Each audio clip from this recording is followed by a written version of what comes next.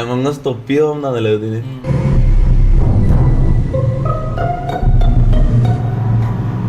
കുക്കിന്റെ ആരാണ് ആദ്യം വെട്ടേണ്ടത്?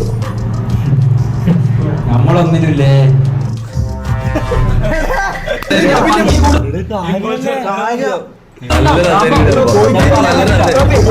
ക്യാമറയുടെ ഫ്രണ്ടിൽ വരാൻ പറ്റൂല.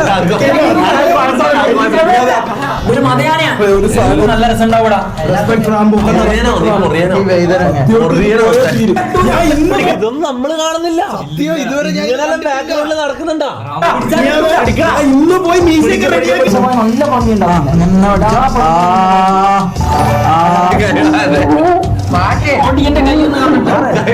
ഉണ്ണിയപ്പം വെള്ളത്തിൽ വീണ പോലെ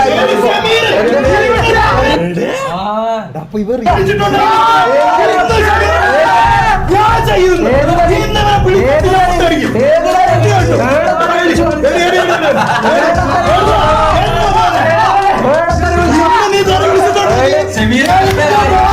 ഈ മീശ ഇങ്ങനെ വെച്ച് നടന്നാലും കുഴപ്പമില്ല. അടുത്തത് ഷെമീറിന. പിന്നെ എന്റെ മോന്താണ് ഇങ്ങനെ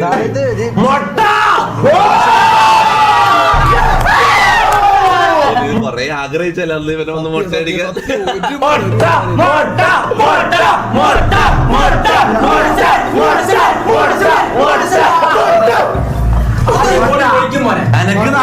ഇവന്റെ വീഴ്ച പോയ സ്ഥിതിക്ക് ഷമീർ എന്തായാലും ആൾക്കാരെ കൺവിൻസ് ചെയ്യട്ടെ. ഈ ഒരു ശതമാനത്തിലുള്ള ആൾക്കാരെ കൺവിൻസ് ചെയ്യട്ടെ. ഇതിൽ ആരുടെ എല്ലാരോടും കഴിവ് റാംബോന് പിന്നെ ഇവർക്ക് മാത്രം ഇത്ര കുറച്ച് പ്രിവിലേജ് ഒന്നുമില്ല.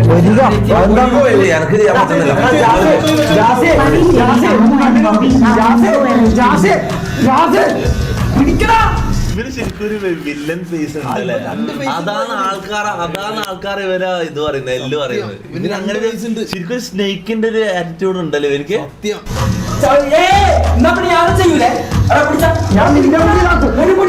നടക്കൂല. എല്ലാണ്ടും കൂടി എല്ലാം നാറികളോ ഒപ്പരം നിന്നിട്ട് ഇങ്ങനത്തെ പരിപാടിയല്ല.